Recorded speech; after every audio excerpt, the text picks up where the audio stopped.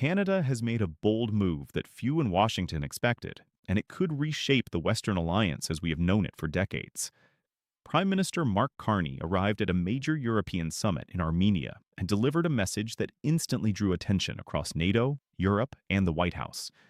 Standing beside European leaders, Carney suggested that the international order could be rebuilt with Europe at its center, a powerful signal that Canada is preparing for a world where the United States may no longer be the unquestioned leader of the West.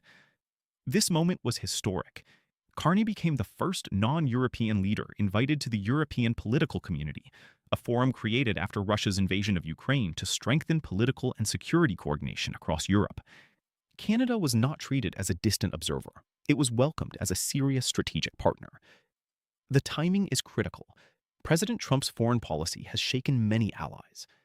His military strikes on Iran reportedly surprised NATO partners, and his demand that allies help secure the Strait of Hormuz only deepened the frustration. Added to that are Trump's repeated comments about Greenland and his provocative suggestions that Canada could become the 51st state. For Ottawa, this has crossed a line. Carney's message was clear. Canada can no longer depend completely on Washington's stability. Instead, his government is looking toward Europe, Asia, and other global partners to protect Canada's economy, security, and sovereignty. This is not only diplomacy, it is also economics. Carney wants to double Canada's non-US exports to nearly $600 billion over the next decade. His government is pursuing deeper trade links with China, India, ASEAN, Mercosur, and European partners.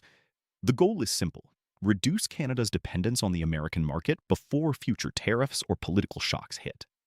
Behind this strategy is also a massive $1 trillion investment vision focused on infrastructure, energy, critical minerals, technology, and new trade routes.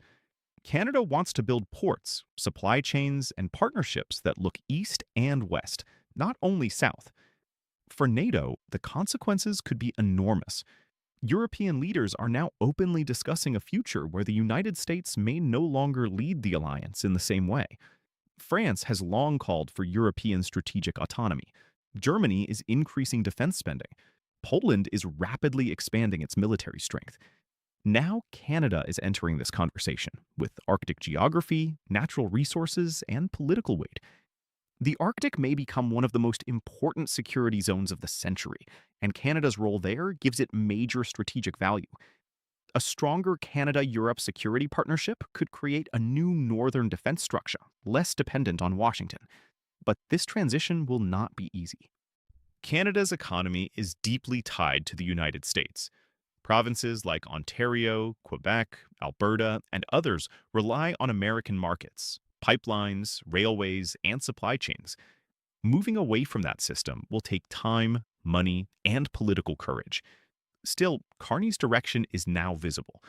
Canada is no longer acting like America's automatic partner. It is building options, it is protecting itself, and it is sending a message to the world. If Washington becomes unpredictable, Ottawa will not stand still. This may be the beginning of one of the most important geopolitical shifts of our lifetime. The old assumptions about American leadership, Canadian loyalty, and NATO unity are now being tested. What happens next could define the future of the Western Alliance.